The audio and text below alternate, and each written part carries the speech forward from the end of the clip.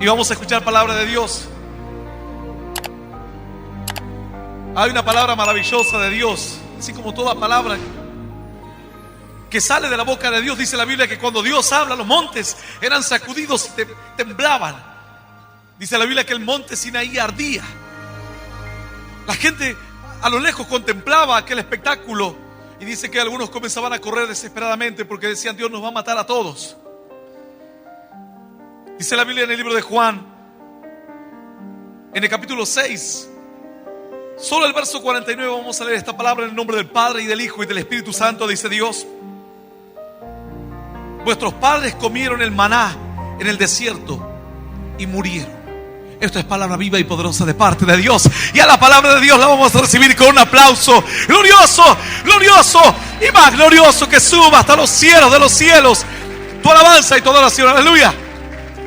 Esa es palabra del Señor. Dice que el Señor le hablaba a la gente y entre todo lo que Él le hablaba, le dice: vuestros padres comieron el maná en el desierto y murieron. Y el pueblo debía entender que era lo que el Señor le hablaba. El Señor les dijo: yo soy el pan que descendió del cielo. Pero luego les dijo: vuestros padres comieron del maná y murieron. Y sabes que solamente este párrafo de la Escritura, este versículo, te vuelve a llevar en el pasado, te hace retroceder en el tiempo miles de años. Porque quienes conocían la historia del pueblo de Israel sabían que el comer en el maná en el desierto no era un acontecimiento aislado, no era una situación que había ocurrido ocasionalmente, sino que era todo parte de un plan de Dios, una etapa dentro del plan de Dios. La Escritura dice que tras la muerte de José en Egipto, se levanta un faraón que no conoce a José. Dice que entre tanto que el pueblo se multiplicaba, el pueblo judío en Egipto se hacía fuerte, Faraón comienza a ponerlo en trabajo duro, en cargas pesadas, para oprimirlo, para ver si el pueblo iba a ser quebrantado. Pero cuanto más los oprimían, dice la Biblia, más se multiplicaban. Cuanto más adversidad había, dice que mejor andaban. Cuando las cosas peor le iban, dice que ellos más avanzaban. Pero parecía una contradicción, sin embargo era una bendición de Dios, y era que estaban dentro del plan de Dios. Y cuando alguien está dentro del plan de Dios, parece que va a venir la maldición para quebrantarte y comienzas a andar mejor. Parece que va a venir la pobreza para destruirte y Dios comienza a prosperarte milagrosamente. Parece que va a venir la enfermedad para matarte, para que seas historia, y luego te paras en este lugar y dices: el Señor me ha sanado. Y cuando fueren abatidos, dirás tú, dice la Biblia, enaltecimiento habrá. Aleluya. Cuanto más opresión, más bendición. El pueblo en Egipto empezó a ver la mano de Dios y no se daban cuenta que estaban en un tiempo de milagros. Anoche una hermana dice: pastor, ¿se acuerda que hace unas semanas usted estuvo orando por un pariente? Y yo la miré, porque a veces hablo con tanta gente que trato de hacer memoria. A veces ni los nombres me acuerdo. Se me cruzan los nombres y la miro a la hermana y me dice: ¿se acuerda, pastor, por teléfono que usted oró por un sobrino que tengo? Y ahí me acordé, hace unas semanas atrás o un par de semanas, una persona después de la reunión, una hermana me dice: pastor, tengo un sobrino enfermo que tiene leucemia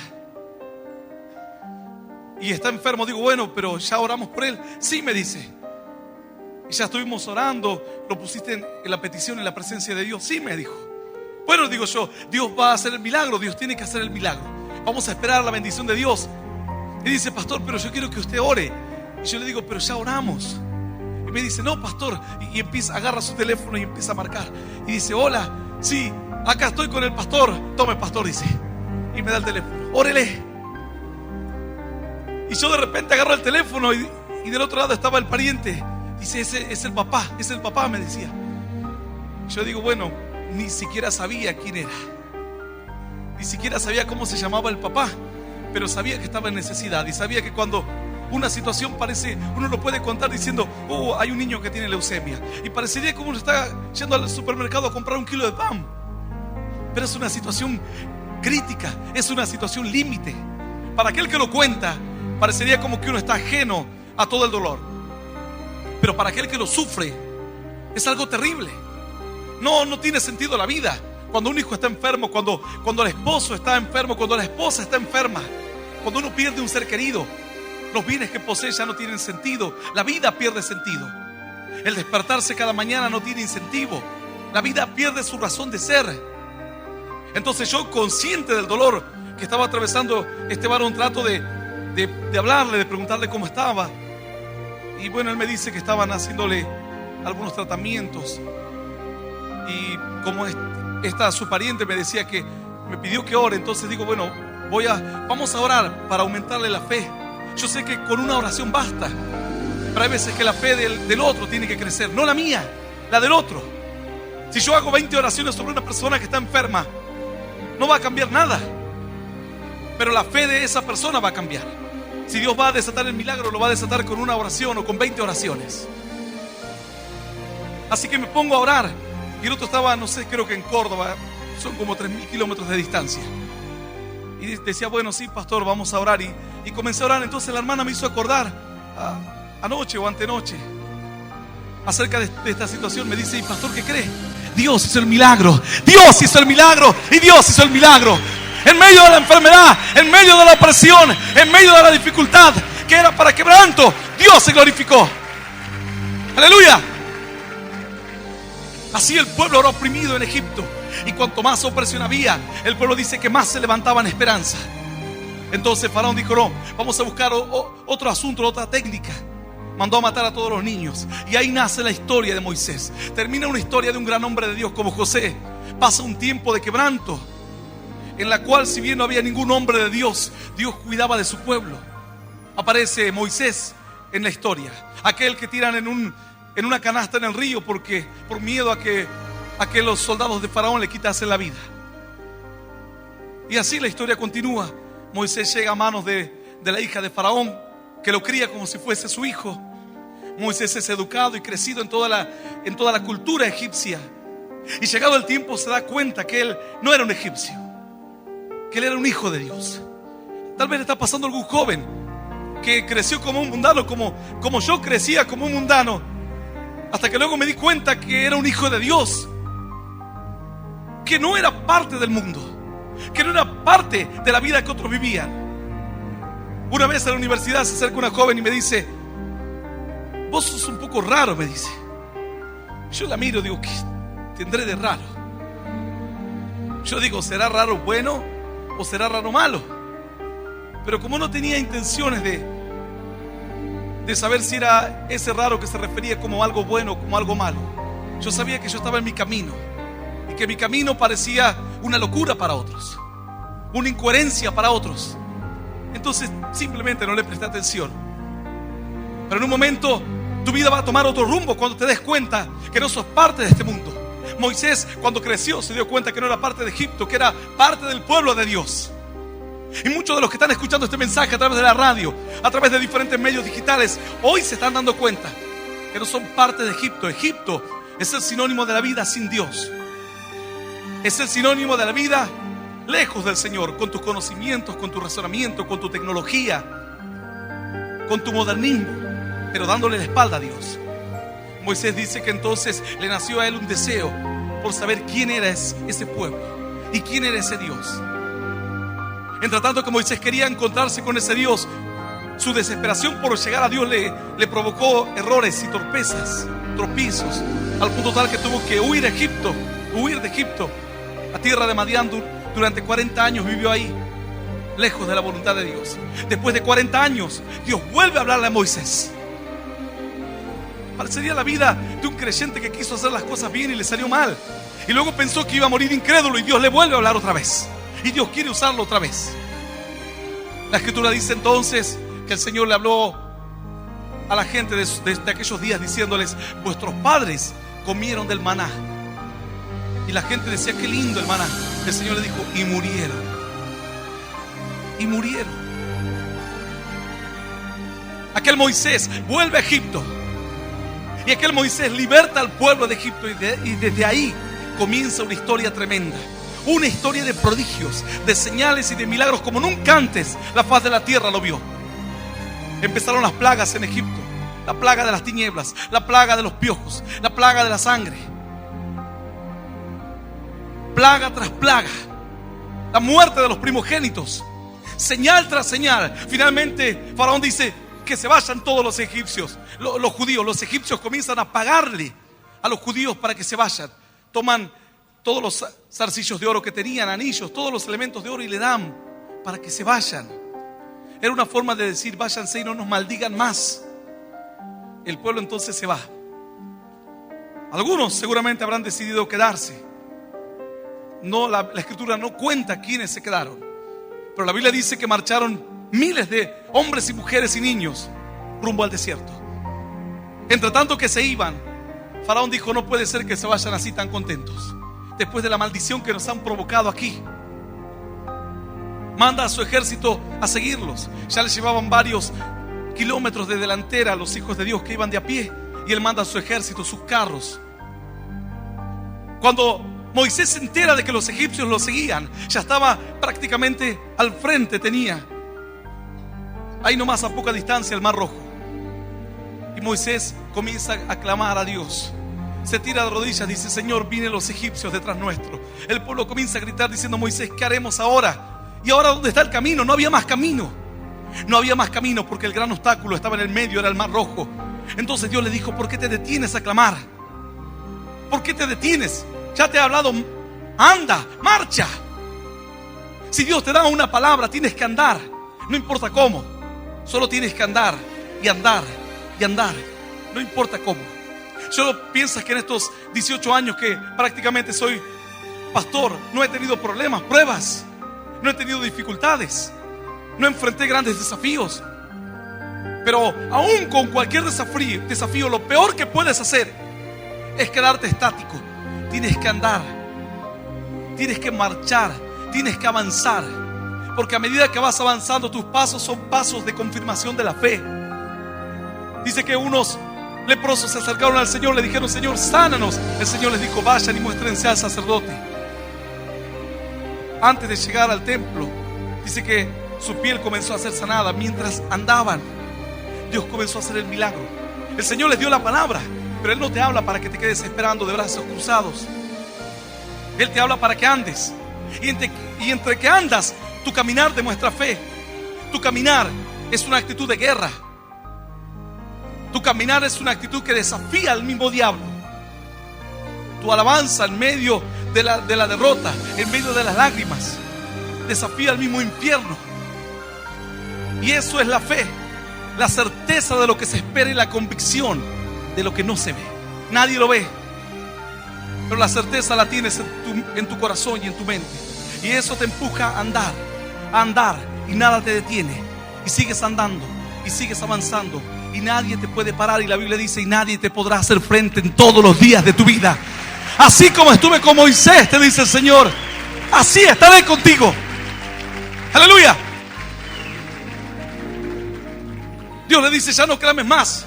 Toma tu vara esa que te he dado y golpea las aguas. Y dice que Moisés hizo de esta manera, y las aguas del Mar Rojo empezaron a dividirse. Fue uno de los primeros grandes milagros que el pueblo conoció. Y Dios empezó a mostrar su gloria y su poder. Pero ver la gloria de Dios temporalmente no significa que vayas a entrar a la bendición final, porque ahí comienza una historia hermosa, una historia maravillosa para los que entraron, pero no para los que murieron. Dice la escritura entonces que el pueblo pasa a través de las aguas del Mar Rojo. Entonces los egipcios dicen: si ellos pudieron, yo también voy a poder. Nosotros también podremos. Entonces Faraón da la orden de que su ejército marche detrás del pueblo. Y entre que ellos intentaban cruzar el Mar Rojo, las aguas del Mar Rojo cedieron y sepultaron a todo el ejército. Algunos dicen que eso es parte de un hecho sobrenatural que ocurrió, que la marea bajó. Y un niño, un estudiante de clase, se burlaba sutilmente del maestro, porque le decía él que por los vientos la marea descendía aproximadamente el agua quedaba a unos 20 centímetros de profundidad. Cuando había ciertos vientos que se pudieron conjugar ahí, seguramente el agua retrocedió y quedaron 20 centímetros. Y el alumno dijo: gloria a Dios, decía. Y el maestro le dijo: ¿por qué? Dijo: si eso no es parte de Dios, es parte de la naturaleza, de un fenómeno que ocurrió excepcional. Y el alumno dice: gloria a Dios, porque Dios sepultó a todo el ejército de los egipcios en 20 centímetros de agua. Y no hayan explicación. Si fue el viento y había 20 centímetros de agua, no pudieron haberse ahogado todos los soldados que perseguían al pueblo de Dios. Ciertamente Dios le dijo: los egipcios que hoy habéis visto, nunca más para siempre los veréis. Cruzaron el Mar Rojo. Después de un gran milagro, ellos dijeron: ya está. Pero no, ahí la historia comenzaba.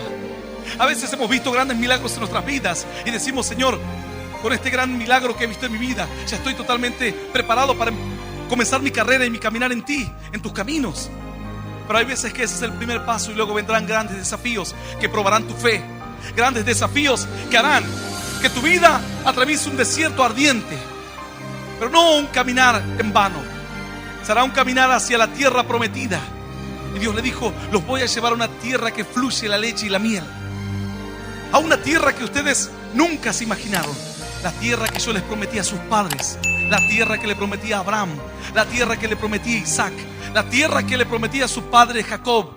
Y el pueblo entonces dijo: queremos esa tierra, esa bendición. Empezaron a caminar largamente en el desierto. Les faltó el agua. Llegaron a un lugar donde había un espejo de agua. Y cuando todos se quisieron abalanzar sobre el agua para tomar, se dieron cuenta que el agua era amarga. Habían llegado a las aguas de Mara. Mara significa amargura. Después de un gran milagro, un tropiezo tremendo. Algunos dicen: así, pastor, me pasó a mí. Voy a la iglesia y cuando empecé a ir a la iglesia, mi marido se me fue de la casa. Pero si empecé a ir a la iglesia, una vez una persona decía: desde que empecé a ir a la iglesia, todo me empezó a ir mal. Y otro le decía: ¿pero qué querías? ¿Que el diablo te deje tranquilo? ¿Que te ayude a ir a la iglesia? Desde el momento que decidiste de escaparte de una vida sin sentido, seguramente va a haber una lucha feroz. Seguramente puede haber una lucha espiritual grande. Así le pasaba a cierta persona que había decidido ir a la iglesia y antes tenía una vida medianamente normal. Desde que empezó a ir a la iglesia tenía pesadillas, tenía sueños. Soñaba con el diablo, soñaba con Satanás. Y esta persona se asustó porque no sabía si eso era parte del plan de Dios, si eso era parte de un ataque satánico. Hasta que alguien le dijo: ¿sabes qué? Tal vez Dios te quiere enseñar autoridad. Tal vez Dios quiere mostrarte que vos podés tener autoridad sobre la maldición. Y cuando te venga otro sueño, en el mismo sueño reprendí al diablo. Y así esta joven hizo.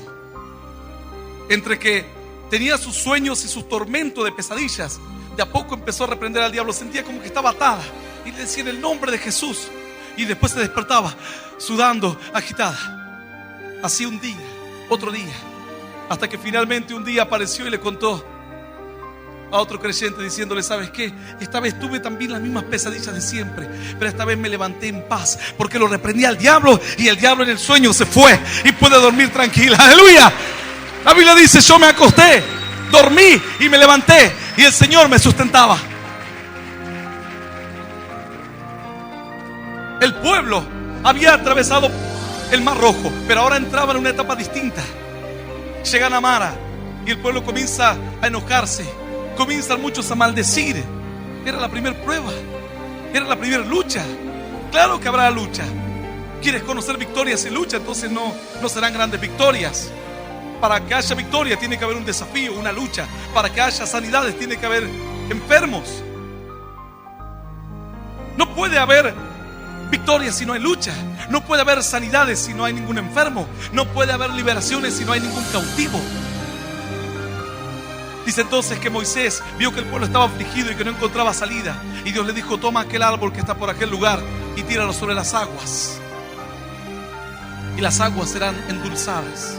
Eso era un símbolo, era un ejemplo. El pueblo no entendió nada. El pueblo dijo: a ver, las aguas están dulces, dijeron todos desesperados y comenzaron a tomar.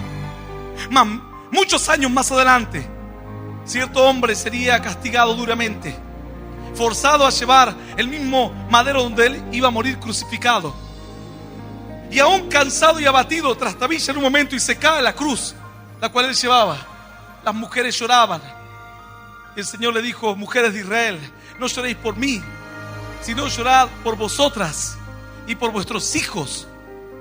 Porque si esto hicieron con el árbol verde, ¿qué no harán con el árbol seco? El Señor estaba diciendo: yo soy un árbol que está siendo desarraigado y tirado en medio de la amargura y tirado en medio de la maldición. El árbol que tiraba Moisés en las aguas de Mara cientos y algunos miles de años atrás era la sombra de lo que iba a venir. La Biblia dice en Apocalipsis que las aguas significan multitudes, pueblos y lenguas. El que muere por causa de nuestro pecado, de nuestra amargura, de nuestra envidia, de nuestra violencia, pero finalmente termina endulzando la vida de miles, de cientos y de millones. Pero el pueblo no entendió. El pueblo dijeron: las aguas están dulces, ¿qué nos importa que haya pasado? Si yo estoy bien, es lo que importa. Dice la Biblia que entonces el pueblo sale de camino y siguen atravesando el desierto. El pueblo dio prácticamente un peregrinaje muy largo, 40 años. Era un viaje que se hacía en meses, pero Dios tenía un plan, y el pueblo alargaba los planes de Dios. El camino que debería ser corto se hacía cada vez más largo. Llegaron a Elim, en donde dice la Escritura que había 12 fuentes de agua y 70 palmeras. Eso era un oasis en el desierto. El pueblo estaba tan contento, tan alegre, que algunos tal vez habían planeado ya quedarse a vivir ahí en Elim. Después de haber estado descansando y bebiendo de las aguas de Elim, Moisés dijo: este no es el lugar. Pero estamos bien, no es el lugar. Pero pastor, yo estoy bien en el área que trabajo. Y Dios te dice: no es tu lugar. Pero pastor, ahora con lo que yo canto y me siento que tengo una linda voz. Y Dios te dice: no es esto Elim. Tienes que seguir hasta la tierra prometida, hasta la bendición. Y para llegar a la tierra prometida tienes que seguir andando por el desierto, donde hay grandes pruebas, grandes desafíos, que tienes que sortear obstáculos. Entonces Moisés le dijo al pueblo: levanten todos campamentos, que seguimos andando. Y cuando el pueblo pensaba que todo iba a ir para mejor, de repente aparecían serpientes ardientes que empezaron a picar a todos. Y aquel que era picado por una serpiente del desierto dice que moría. Entonces Dios le dijo a Moisés: Moisés, hazte una serpiente de bronce y levántala en un asta, en un palo, y ponla ahí, y dile al pueblo que todo aquel que mirare la serpiente entonces será sanado. Y el pueblo no entendía. ¿Quién era la serpiente, pastor? Jesús no era el árbol. ¿No será también Jesús la misma serpiente? Algunos dirán: no, pastor, porque la serpiente es el diablo, es el Satanás, es el demonio. Claro, esa es la serpiente antigua.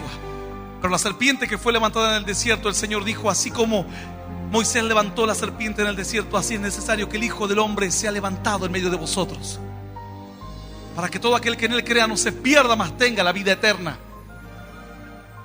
El mismo veneno que mataba a la serpiente, cuando alguien que mataba a los hombres, cuando alguien miraba a la serpiente de bronce, dice que miraba y creía que la serpiente ahora estaba muerta en el asta y que ya no tenía poder sobre él. La Escritura dice que Jesús fue hecho maldición. La serpiente y Satanás es sinónimo de la maldición y del pecado. La Biblia dice: maldito todo aquel que es colgado en un madero. Luego la profecía decía cientos de años atrás: mirad a mí y sed salvos todos los términos de la tierra, porque yo soy Dios y fuera de mí no hay más. Cuando Jesús muere en la cruz del Calvario, dice que todos se reían y se jactaban mientras estaba vivo. Mientras estaba vivo. Pero cuando Jesús muere, dice que la tierra se oscurece. Ocurre un gran terremoto. Las piedras comienzan a reventar y a partirse. Los sepulcros se abrieron. Jesús se expiró y dijo: Padre, consumado es. Y todos estos cataclismos comenzaron a ocurrir. Dice que aquel que estaba con una lanza, aquel que era un hombre de guerra, aquel que había visto muertos, agonizar, personas agonizar, aquel que había visto personas mutiladas, ¿qué le podía afectar a un hombre que moría crucificado? Nada. Pero dice que estaba con su lanza. Y la Biblia dice que Centurión dijo: ciertamente este era el Hijo de Dios. Este es el que tiene el poder sobre la serpiente. Este es el que se hace maldición para matar nuestra maldición. Aleluya. Y el pueblo siguió avanzando y no sabía que el Señor les iba mostrando a Jesús a cada paso que daba. El plan que Él tenía, el plan que tiene con tu vida. Y lo que parecería que va a ser una maldición para destruirte, el Señor dice: yo tengo poder sobre esa maldición. Y alguno dirá: pastor, es que yo soy muy pecador. El Señor dice: dame tu pecado y conmigo, y yo voy a soportar tus látigos. Por eso es que Dios le dice a Moisés: hazte una serpiente. No le dice: hazte un águila, porque el águila come a la serpiente. Esa sería la lógica nuestra. Para matar a la serpiente necesitamos un águila. Entonces hazte un águila.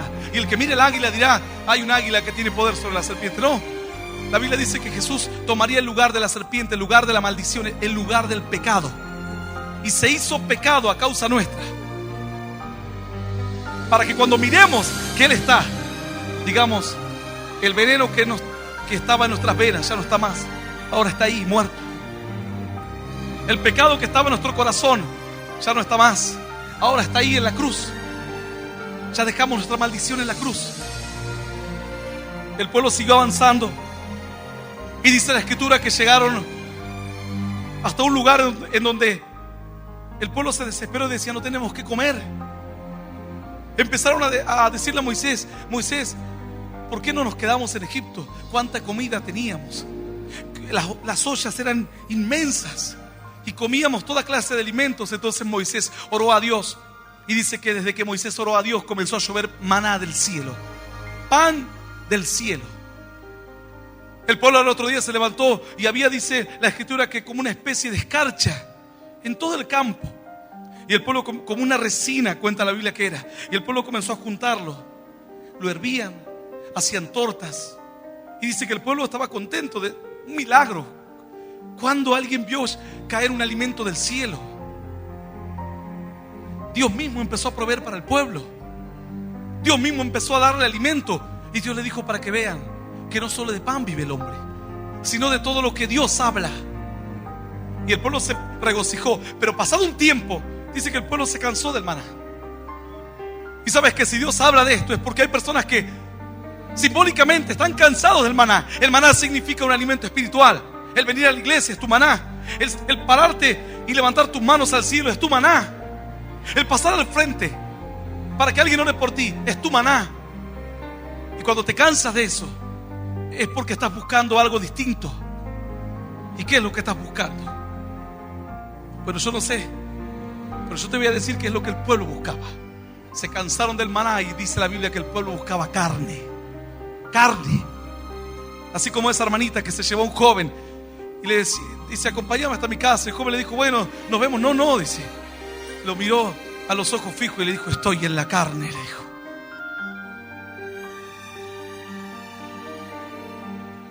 El pueblo no quería maná, el pueblo quería carne. Se cansaron del maná. Era algo tremendo, maravilloso, alimento que nunca jamás el hombre comió. Pero como estaban comiéndolo todos los días, dice la Escritura entonces que se cansaron, se aburrieron del maná. Cualquiera haría cualquier cosa, todo lo que tuviese para poder probar siquiera ese maná. Al punto tal que dice que Dios le dijo a Aarón: toma una copa de oro y pon allí un gomer, que era una medida de maná, y tápalo, que quede como testimonio de todas las generaciones de lo que Dios les dio de alimento en el desierto, donde no había alimento, donde no había nada que comer. Aquel que ha llegado quebrantado a la iglesia, aquel que llegó con ganas de quitarse la vida, Dios lo sana. Y cuando está sano dice: ahora me siento tan contento que este fin de semana me voy al baile. Y Dios lo restauró, y Dios lo sanó, y Dios le devolvió el ánimo, la esperanza de vida. Pero se cansó del maná y ahora sale a buscar carne. Y carne vas a encontrar, porque dice la Escritura que cuando el pueblo comenzó a clamar por carne, dice que Moisés dijo: Dios mío, este pueblo ya le pido alimento y no se conforman con nada. No hay nada que le conforme. Primero quería servir, después quería ser líder, después quería ser líder de esto, líder del otro. Nada lo conforma, y no tiene alegría, no tiene gozo. No tiene gozo de saber que es salvo, de saber que Dios le ama. No, eso no le alcanza. No le alcanza. Quiere algo más. Dios dice: pero hijo mío, yo te amo. No, Señor, pero yo estoy frustrado, estoy frustrada, quiero algo más. Y como le decía el esposo a la madre de Sansón: pero ¿acaso no es mi amor más grande y más importante que cualquier hijo que puedas tener. Ella dijo: no. Dios dice: yo te amo. En la casa de mi padre muchas moradas hay. Si así no fuese, dijo el Señor, yo os lo hubiese dicho, no les hubiese engañado. Si no hubiese moradas en el cielo, nunca les hubiese hablado de tales cosas. Voy yo pues a preparar una para vosotros. Pero así todo, algunos dicen: no, yo ya me cansé de este maná. No le encuentra el gusto, no le encuentra el sabor. Entonces dice que Moisés ora a Dios y Dios le dice: bueno, le voy a enviar carne. Sopló el viento solano del norte, del sur, el viento que venía del desierto, y arrastró una gran cantidad de codornices. Al otro día dice que estaba lleno el campo de codornices. El pueblo se levantó desesperadamente a agarrar las codornices, a desplumarlas. Como algunos hermanos que yo conozco, un pastor que ni cocina la carne, la pone ahí nomás. Algunos lo cargan, le dicen: poné la carne en el calefactor, porque él la come toda roja, sangrienta, así como una especie de caníbal. Cuanto más sangre, mejor para él. Imagínate si este hubiese vivido en aquellos días. Ahí nomás aleteando empezaba del cogote a chuparle el cogote. Dice la Escritura que el pueblo entonces empezó a preparar la carne y a comer. Los hombres fuertes juntaban más y empezaron a comer más. La Escritura cuenta que estando aún la carne en sus bocas, dice que descendió la ira de Dios y miles murieron aquel día,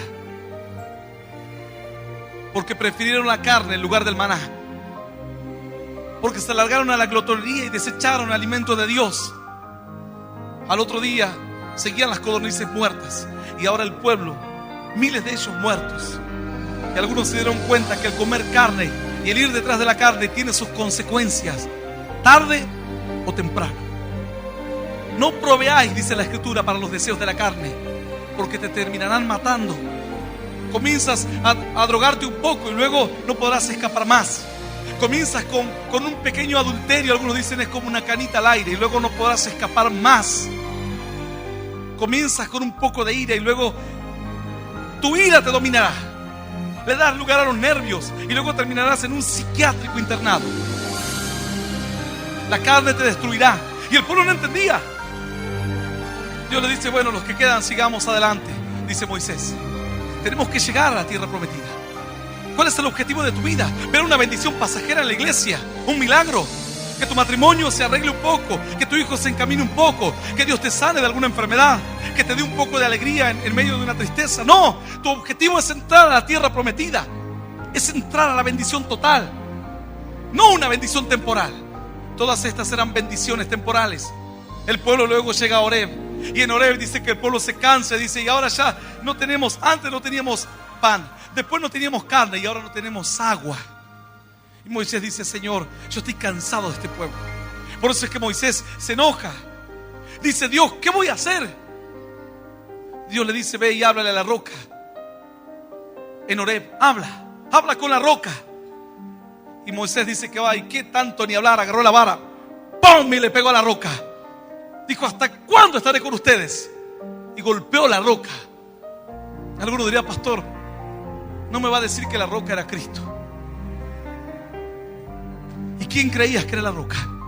Jesucristo dijo que Él es la roca. Él es la peña de Horeb.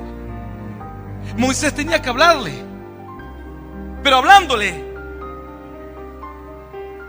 la roca no iba a dar el agua, porque el golpe y la ira que tenía Moisés era producto de la rebelión del pueblo. La roca sufrió por culpa del pueblo y por culpa de Moisés.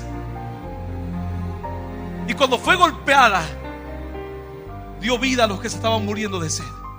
Y cuando Jesús fue golpeado, ciertamente, dice la Biblia, la Escritura, sufrió Él nuestras rebeliones y nuestras dolencias. El castigo de nuestra paz fue sobre Él, y nosotros estuvimos por azotado, por abatido y por herido de Dios. Mas Él herido fue por nuestras rebeliones y molido por nuestros pecados, y por sus llagas fuimos sanados. ¡Aleluya! ¡Qué aleluya!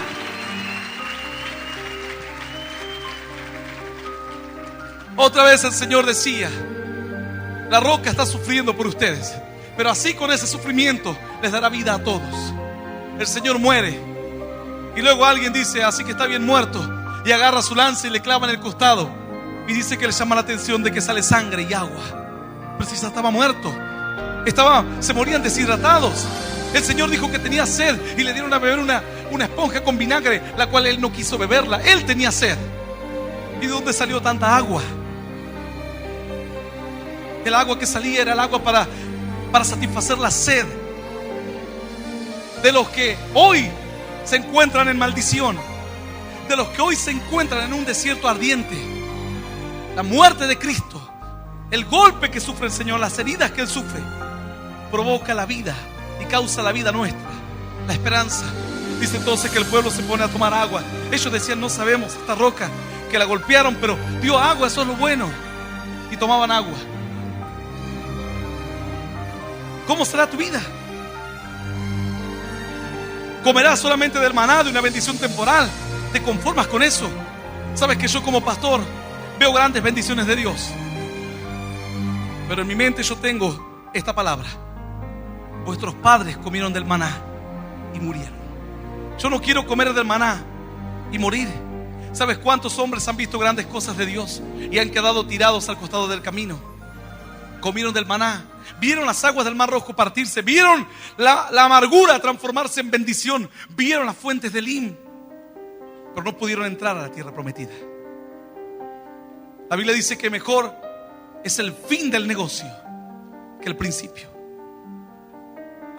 Empezar un negocio nos siembra de gran expectativa por todo lo que vamos a recibir, pero dice Dios, no te pongas contento, porque una vez que el negocio termine, ahí es donde tienes que hacer el balance final. Puedes estar viendo grandes bendiciones hoy. Yo he llegado a Elim, pero no me he quedado en Elim. He visto grandes bendiciones, y cuando Dios me dijo hay que seguir marchando, ni lo dudé, porque sé que Dios no me llamó a mí a Elim. Y cuando llego a Horeb y veo que brota agua de la roca, y el Señor me dice hay que seguir andando, a mí no me pesa, y sé hay que seguir enfrentando adversidades, porque sé que vendrán otros desafíos. Y mi objetivo es la tierra prometida. No es Elim, no es el maná, no es la peña de Horeb, no es el monte Sinaí siquiera, donde te encuentras con Dios, donde ves grandes milagros. Yo ni bien comencé a hacer una campaña, un niño que era tartamudo de nacimiento, ya no sé cuántos, 10 o 12 años tenía, fue sanado. La gente que lo conocía en el barrio no lo podían creer. Decía, este que era tartamudo, Dios lo sanó. Y a mí me impresionaban todos los grandes milagros de Dios, y aún hasta el día de hoy me alegro por tantos milagros de Dios. Pero Dios no me llamó a los milagros, Dios me llamó a la tierra prometida. Dios me llamó a alcanzar la bendición última hasta el final de la campana. Ahí te llama Dios. Y quienes han fracasado es porque se han confundido y esperaron ver una bendición temporal y quedarse a acampar en Elim. Y Dios te dice, no, tienes que recobrar fuerzas, porque ahora viene algo más. La Escritura dice que cierto profeta había hecho descender fuego del cielo, y entre tanto que hizo descender fuego del cielo, después se turbó, porque la reina le juró que lo iba a encontrar y lo iba a matar. Entonces él se desanimó, dijo, al final quiero hacer las cosas bien y me salen mal. Desde que hago las cosas de Dios, ahora corre peligro mi vida. Entró en crisis su fe, en cuestionamiento. Tal vez tienes una enfermedad en tu casa, tal vez un problema económico. Yo no sé si te han dado una carta de despido de tu trabajo y eso te ha hecho entrar en un conflicto, como entró el profeta Elías. Entonces dice que desanimado empezó a caminar en dirección al desierto. Habían pasado cientos de años de esta historia de Moisés, y dice que entre tanto que él iba caminando, no tenía comida. Un ángel le preparó una torta cocida y le habló Dios y le dijo, come y bebe, porque un largo camino te espera. Después, con esa comida, dice que caminó 40 días y 40 noches. ¿Y a dónde iba este varón? ¿Sabes a dónde iba? Iba a Horeb, al monte de Dios, para buscar una palabra. Sabía que iba a atravesar un desierto en medio de su depresión, pero decía, después de este desierto llegaré al monte de Dios, llegaré a la presencia de Dios, y ahí Dios me hablará. Yo no sé esperaré lo que tenga que esperar, sufriré lo que tenga que sufrir, pero iré a donde está la presencia de Dios. Y ahí Dios me hablará. Dios me hablará. Cierta persona estaba escuchando un mensaje como este por la radio, y durante días él había estado preparando su muerte. Tenía hijos, pero tras la separación que él sufrió, su esposa le abandonó. Él decidió, antes ya tenía ganas de quitarse la vida, y esto fue la gota que colmó el vaso. Entonces comenzó a preparar toda la forma, ordenar todo para matarse. Ya tenía hasta la soga, el nudo, y él practicaba ver que el nudo no le falle. Mirá, alguno dirá: pastor, tantas cosas pasan en la vida, estas y muchas más. Y entre que se acercaba el día en que él había decidido matarse,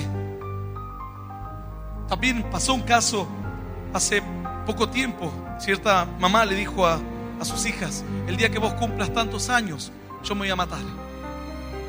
Y ellas no le prestaban importancia, no le llevaban el apunte.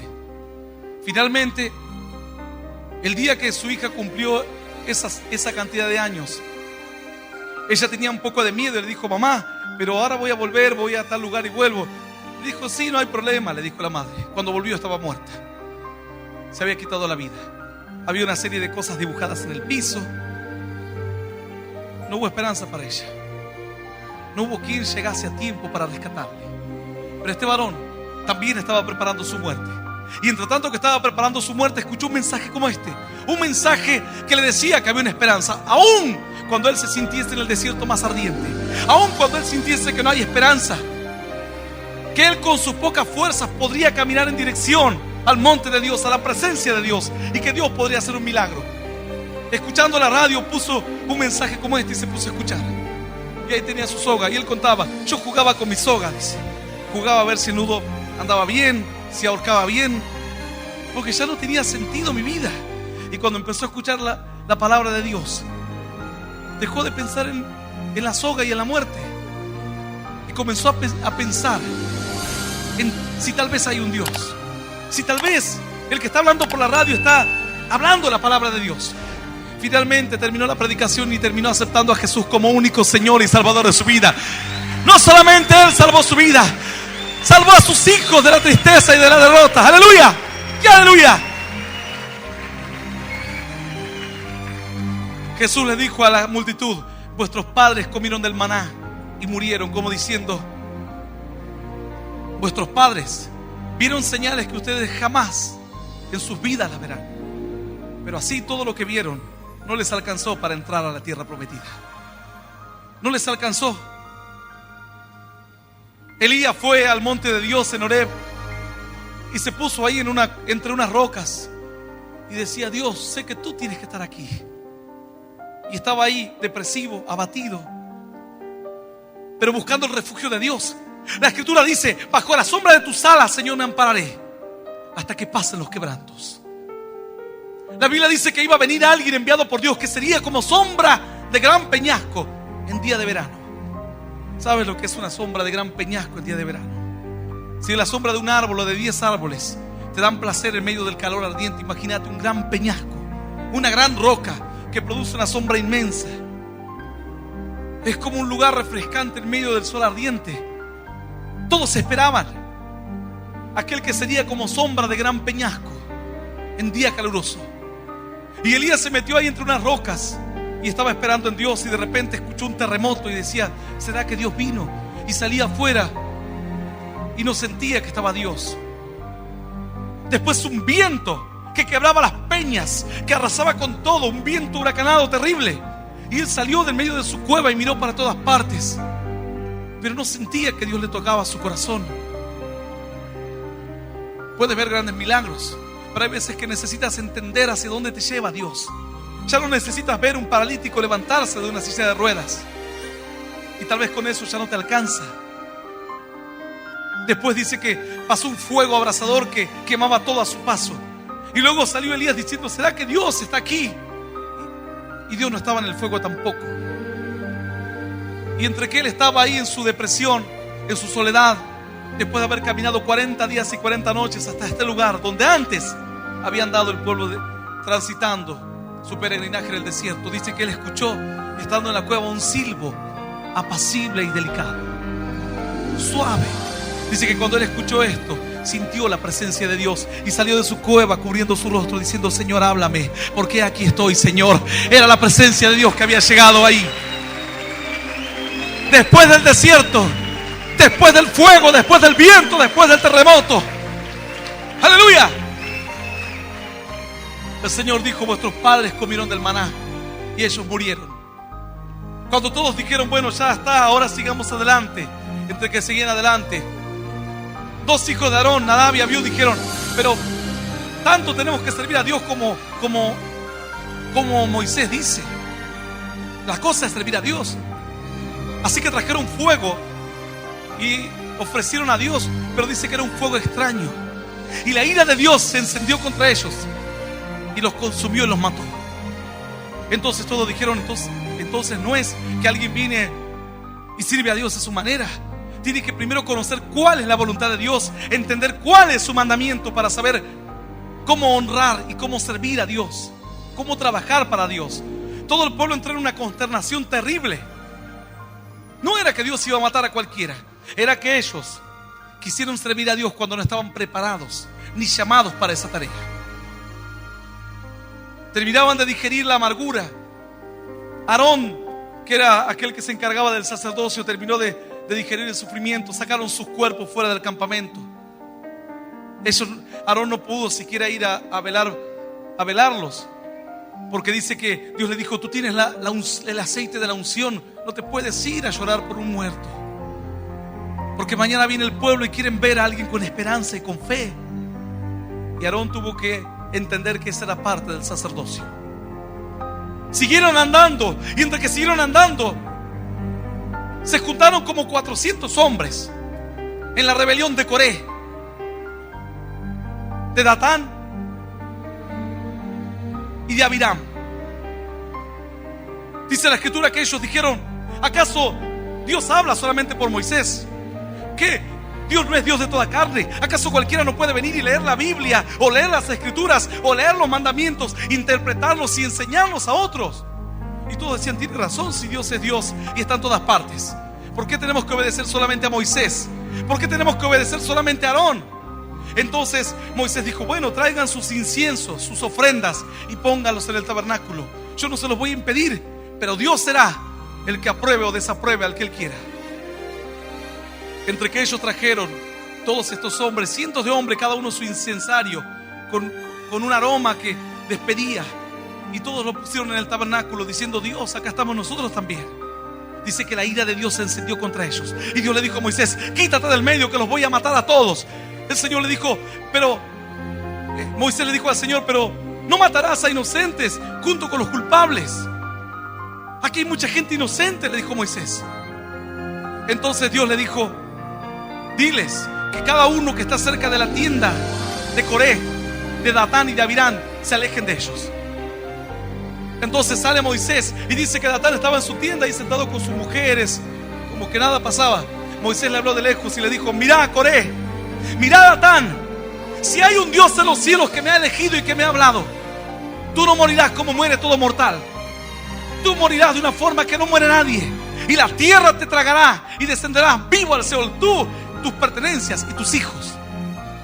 Y él estaba ahí a la tienda, a la puerta, mirando, y le dijo a los que estén con él que sigan con él, y los que no, que se aparten.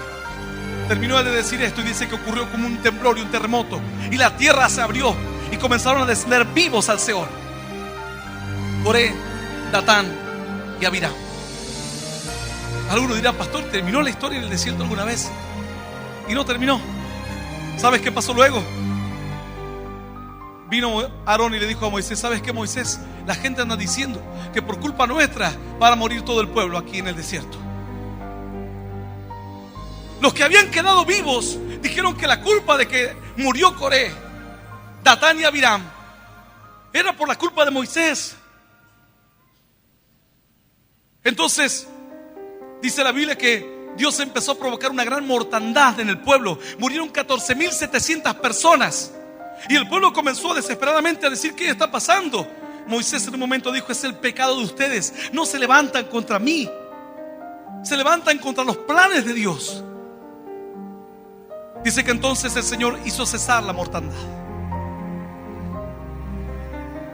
Dios le dijo a los que vivían en sus días: vuestros padres comieron del maná, vieron una bendición que nadie la vio jamás, y no les alcanzó para entrar a la tierra prometida. Yo te hago una pregunta hoy: ¿te alcanzará a vos para entrar a la tierra prometida? ¿Sabes cuántos desafíos hay por delante? La Biblia dice que los profetas profetizaron hasta Juan el Bautista. Iban anunciando promesas que iban a cumplirse, bendiciones que iban a acontecer. Pero el Señor dijo: mas desde entonces el reino de los cielos se hace fuerte, sufre violencia, y los valientes lo arrebatan por la fuerza. Porque las promesas ya se han cumplido. Las promesas ya han tenido cumplimiento. Dios ha derramado su espíritu sobre toda carne. El profeta Joel dijo: en los postreros días, dice el Señor, derramaré de mi espíritu sobre toda carne, y vuestros hijos y vuestras hijas profetizarán. Vuestros jóvenes sueños soñarán, vuestros ancianos visiones verán. Ciertamente las profecías se han cumplido, y con el cumplimiento de todas las bendiciones de Dios vienen desafíos tremendos. Satanás por un lado y la carne por otro lado. Y el Señor diciendo: vuestros padres comieron del maná. En las panaderías del cielo Dios les preparó el alimento, y no pudieron entrar a la tierra prometida. No pudieron entrar, no les alcanzó. Yo voy a invitarte a que te pongas de pie hoy. Unos desafíos tremendos. El viaje del pueblo en el desierto fue algo tremendo. Finalmente, después de pruebas, de luchas, de adversidades, de rebeliones, dice que Dios dice a Moisés, le dice: ¿sabes qué? Prepara a la gente y que vayan a entrar a la tierra prometida, y que traigan y cuenten qué es lo que hay del otro lado. Entonces enviaron a los espías y fueron a la tierra prometida. Cuando volvieron, se paró toda la congregación del pueblo diciendo: ya está. Sí, dice, ya volvieron. Traigan a los jóvenes. Y le empezaron a preguntar uno por uno: ¿y tú qué vistes? Y vi que había árboles frutales grandes y había mucho alimento, pero también había ciudades fortificadas, hombres de guerra, armas, carros, espadas, lanzas, y nosotros no tenemos nada. Dice que entonces el pueblo comenzó a desfallecer de miedo, y le dijeron: no, pero a ver el otro, a ver tú. Y él empezó a decir: porque ellos trajeron racimos de frutas. Dice: miren, todo esto traemos de la tierra prometida. Hay todas estas frutas, sí, fluye la leche y la miel, hay una gran bendición. Pero ¿quién va a poder entrar ahí? Nadie. Dice que en un momento el Señor les habló a los discípulos, y cuando les estaba hablando algo parecido, dice que los discípulos empezaron a pensar. Algunos han estado rascando la cabeza. Cuando el Señor termina de hablar, le dicen: Señor, ¿quién pues podrá ser salvo?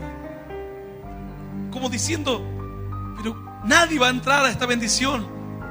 El Señor les dijo: para los hombres es prácticamente imposible, pero lo imposible para los hombres posible es para Dios. Es por la gracia, es por la misericordia y es por la fe. ¡Aleluya! Dice la Escritura: y cuando yo decía: he aquí mi pie resbala, tu misericordia, oh Señor, me sustentaba. Cuando yo decía: no puedo, pero confío, pero ando, pero creo, sentía que tus brazos me sostenían. Y así le fueron preguntando a uno y a otro joven. En un momento le preguntan a todos contaban lo mismo. Todo era derrota, depresión. En un momento lo miran a uno como con esperanza y le dicen: a ver, vos contá. Bueno, dice, había de todo: grandes alimentos, comida, árboles frutales, pero también había ciudades fortificadas, y los hombres eran tan grandotes, así inmensos, que nosotros éramos como langostas al lado de ellos, como hormigas. Con eso la terminó de embarrar, como dice.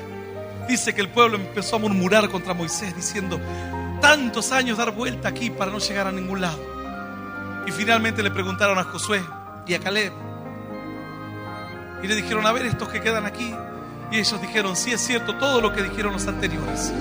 Hay muchos alimentos, Hay mucha comida, hay árboles frutales, hay muchos sembradíos, hay animales, hay ciudades fuertes, hay hombres robustos, hay hombres grandes de guerra. Los dos dijeron lo mismo, pero nosotros tenemos de nuestro lado la bendición de Dios, a Jehová, Dios de los ejércitos, y en el nombre del Señor los vamos a comer como pan, dijo él. No habrá ningún adversario que pueda resistirnos ni enfrentarnos. No habrá adversidad que pueda quebrantarnos. ¡Aleluya! Finalmente, Dios le dice a Moisés: Moisés, tú no entrarás a la tierra prometida, tú te vendrás conmigo. Estando a la vera del Jordán, a la orilla del Jordán, subió al monte Nebo, y ahí habló con Dios. Y ahí Dios le dijo: ya es tiempo de que vengas conmigo. Y ahí murió Moisés. Nunca más lo volvieron a ver. Alguien dijo: ¿quieres que vayamos a buscar el cadáver? Le dijeron a Josué, porque por ahí lo agarró un animal o un carro lo arrebató y lo tiró por ahí. Si quieren vayan, dijo él, pero se fue con Dios. Nunca jamás nadie encontró el cuerpo de Moisés. Luego la Biblia cuenta que los ángeles disputaban el cuerpo de Moisés, y finalmente los ángeles de Dios prevalecieron. Y esa es otra historia, porque Dios se quedó con el cuerpo de Moisés. Finalmente Josué queda a cargo, y antes de morir Moisés lo llamó a Josué y le dijo: así te dice Dios, le dijo, mira que te mando que te esfuerces y que seas valiente. No temas ni desmayes, porque el Señor tu Dios estará contigo donde quiera que tú vayas. Y cuídate de poner por obra todo lo que está escrito en el libro de la ley, y meditarás en él de día y de noche, para hacer todo lo que en él está escrito. Entonces Dios enderezará tus caminos, Dios bendecirá tus pasos, y todo te saldrá bien. Josué entró a la tierra prometida. Más de 30 reinos destruyó. Ningún reino pudo prevalecer contra Josué. Todos los demás murieron en el desierto. Entró una generación joven, una generación nueva. Yo sé que hay personas escuchando este mensaje que saben que el reflejo de esta historia refleja parte de su vida, parte de su fe. Y Dios dice: vuestros padres comieron del maná y no les alcanzó. No es aquí cuestión de comer el maná o ver grandes bendiciones. Puedes verlas o no, es cuestión de entrar. Ese es el asunto, entrar. Entrar a que las promesas se cumplan, a que todos tus sueños se cumplan. Y habrá luchas y habrá adversidades, pero ahí está la fe del que cree, y ahí está la sabiduría del que conoce de Dios. Yo voy a invitar a aquellas personas que están escuchando este mensaje por la radio, a través de internet, a través de cualquier medio digital, que saben que Dios los está llamando a tierra de bendición, y que quiere el Señor prepararlos para grandes desafíos y para grandes luchas, pero también verás grandes victorias. Algunos se quedarán gozándose en las victorias, y otros nos levantaremos y diremos: hay que seguir andando, porque este no es el lugar de nuestro descanso. Esto no es lo que Dios ha prometido. Esta es una bendición temporal. Todavía tenemos que andar, porque hay mucho más adelante. Y verás cómo tu vida toma otro rumbo, cómo tu vida toma otra dirección, cómo tu mente comienza a comprender los planes de Dios de otra manera. Si alguien quiere aceptar a Cristo en su corazón en este día, yo le voy a invitar a que cierren sus ojos. El que nunca lo haya hecho y desea hacerlo puede repetir esta oración después de mí, que dice: Señor Jesús, en este día te recibo en mi corazón como mi único Rey, mi Dios y mi Salvador. Te pido perdón, Señor, por todos mis pecados y por mis errores. Quiero que me ayudes a conocerte, a seguirte y a serte fiel. Señor, yo te doy gracias por morir por mí en la cruz, por darme vida eterna y por hacerme un hijo tuyo. En el nombre del Padre, del Hijo y del Espíritu Santo de Dios. Amén, amén y amén.